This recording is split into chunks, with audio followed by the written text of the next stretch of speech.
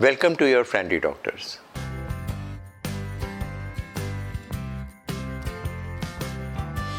मैं doctor Rajiv Kakkar, chest specialist, Regency hospital Kanpur. जो आई के पास में एक हमारे सेंसर लगा होता है, एक लीड लगी होती है, जिससे हमें ये पता चलता है कि एक पर्टिकुलर स्लीप में हमारी आई मूवमेंट कब होता है, जिससे हम लोग rapid eye movement, non rapid eye movement कहते हैं। जो स्लीप की डिफरेंट स्टेजेस हैं वो दो में डिवाइड होती है, rapid eye movement and non rapid eye movement. किस समय हमारी, जिस समय रैपिड आई मूवमेंट होती है वो डीप स्लीप में होती है, जिन्हें हम लोग रैम स्लीप कहते हैं। उसमें आंखों की मूवमेंट बहुत फास्ट हो जाता है, ब्रेन की एक्टिविटी 20 टाइम्स 30 टाइम्स इंक्रीज़ कर जाती है, बॉडी बिल्कुल रिलैक्स हो जाती है। उस समय हम ड्रीम करते हैं, बॉडी की पेरिफेरल मसल्स, हाथ और पैर की मसल्स पैरालाइज हो जाती है, वो मूव नहीं कर सकती हैं, लेकिन हमारे जो ब्रेन की एक्टिविटी बढ़ जाती है।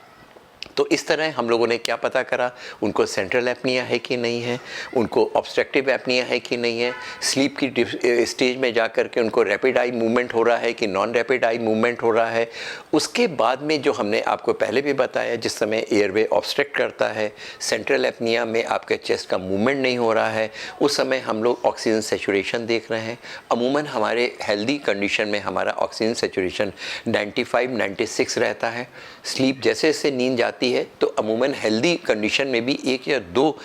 आपका डिग्री आपके ऑक्सीजन गिरता है, लेकिन 96 से 94 95 आ जाता है, लेकिन 90 से नीचे नहीं जाता है। जिन्हें ऑब्स्ट्रक्टिव स्लीप एपनिया होता है या एपनिया की संबंधित, स्लीप से संबंधित बीमारी होती है, वो ऑक्सीजन सेचुरेशन 80 में चला जाता है, 70 में जाता है, और कुछ लोगों में 30 और 40 टाइम्स चला जाता है, 40% हो जाता है, एकदम से ऑक्सीजन गिर जाती है। यानी कि हम लोग पॉलीसोनोग्राफी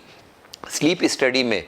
पेशेंट को किस तरह की ऑब्स्ट्रक्टिव स्लीप एपनिया है, सेंट्रल स्लीप एपनिया है, हमारा ऑक्सीजन सेचुरेशन कितना हो रहा है, हार्ट की यहाँ पे एक पल्स रेट देखते हैं, उसमें देखते हैं हमारी पल्स रेट ऊपर जा रही है कि नीचे जा रही है। क्योंकि जो ऑब्स्ट्रक्टिव स्लीप एपनिया के पेशेंट्स होते हैं उसमें कंडक्शन डिसऑर्डर होता है, यानी कि आपकी पल्स रेट, हार्ट रेट एकदम से बढ़ करके 200, 150, 250, 300 तक जा करके एकदम से 30 और 40 भी आ सकती है। यानी कि उसमें फ्लैक्चुएशन होता है हार्ट रेट में, उसको हम लोग मेज़र करते हैं। तीसरी चीज़ जो हमने आपको बहुत इम्पॉर्टेंट बताई है, सर के ऊपर कुछ लीड लगी रहती है, जिससे कि हम लोग EEG, जो ब्रेन की एक्टिविटीज़ होती है, उनको मेज़र करते हैं। उसके द्वारा हम लोग जैसे डिफरेंट स्लीप की स्टेजेस को पता करते हैं, N1 है, N2 है, N3 है, कि रैम स्लीप है, डीप स्लीप हमारी आ रही है कि नहीं आ रही है, उससे पहले हमारी कितनी बार नींद रुकती है, कितनी बार दिमाग सोने में जाता है। और ये मशीन ये भी चेक करती है कि आपने कितने बजे लाइट बंद करी,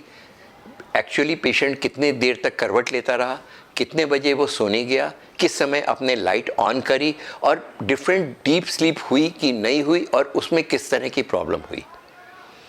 दूसरे दिन जो हम लोग कहते हैं, जिसे हम लोग टाइट्रेशन कहते हैं, वो हम लोगों को अब हमें मालूम है कि उनको ऑब्स्ट्रक्टिव स्लीप एपनिया है, सेंट्रल स्लीप एपनिया है, ऑक्सीजन कितनी बार गिर रही है, AHI कितनी बार उसका 1 घंटे में सांस की नली बंद हो रही है,